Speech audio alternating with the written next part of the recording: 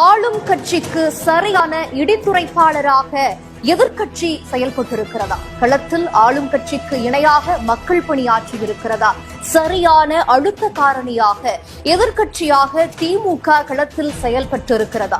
இது பற்றியெல்லாம் மக்களின் மனது என்ன சொல்கிறது பார்க்கலாம். 8 வழிச்சாலை திட்டமாகட்டும், நீட் தேர்வாகட்டும், விவசாய பிரச்சனையா இருக்கட்டும், எதா இருந்தாலும் தமிழகத்திலிருந்து முதல் குரல் கொடுத்து தமிழக மக்களுக்காக சிறப்பாக சேவை பண்ணிக்கிட்டு இருக்காங்க. ஸ்டாலினை பொறுத்த வரைக்கும் பெண்களுக்கு முக்கியத்துவம் கொடுக்குறாரு. எல்லா சின்ன சின்ன ஒரு பிரச்சனைகளுக்கும் குரல் கொடுக்குறாரு.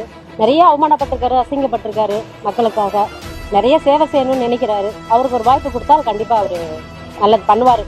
எதிர்கட்சியாக இருந்து அவங்க மக்களுக்காண்டி போராடுறாங்க. ஏதாவது ஒன்று மக்களுக்காண்டி வழக்கு தொடர்றாங்க.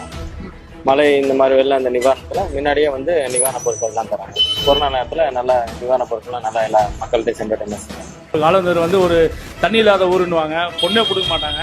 அந்த மாதிரி ஊரில் வந்து வறட்சி வந்தவொடனே ஆளுங்கட்சி எதுவுமே பண்ணல. எதிர்கட்சி தான் சொந்தமாக வந்து அவங்க தண்ணியை விட்டு எங்களுக்கு வந்து தாகத்தை தீர்த்தாங்க. அதே மாதிரி இந்த கொரோனா டைம்ல வந்து பார்த்தீங்கன்னா ஃபுல் அண்ட் ஃபுல் ஏழை எளிய மக்களுக்கு வந்து இவங்க தான் பண்ணாங்க. இப்போ இந்த புயல் வந்தப்பையா இருக்கட்டும், தண்ணி பிரச்சனை வந்தப்பையா இருந்தாலும் எதுவாக இருந்தாலும் திமுக தான் எங்களுக்கு சப்போர்ட் வருது. வந்து ஆளுங்கட்சி மூலமா எங்களுக்கு எந்த சப்போர்ட்டுமே கிடைக்கல. என்னென்ன ஆளுங்கட்சி செய்யணுங்கிறத இவங்க எதிர்கட்சியா இருந்து எல்லாத்தையுமே எடுத்து காட்டினாங்க. 5 வருஷமா எதிர்கட்சியில் போராடிட்டு தான் இருக்கிறாங்க. அவங்க செய்யற ஏடிஎம்கள் செய்யற குற்றங்குறைகள் எல்லாம் சுட்டி காட்டிட்டு தான் இருக்கிறாங்க.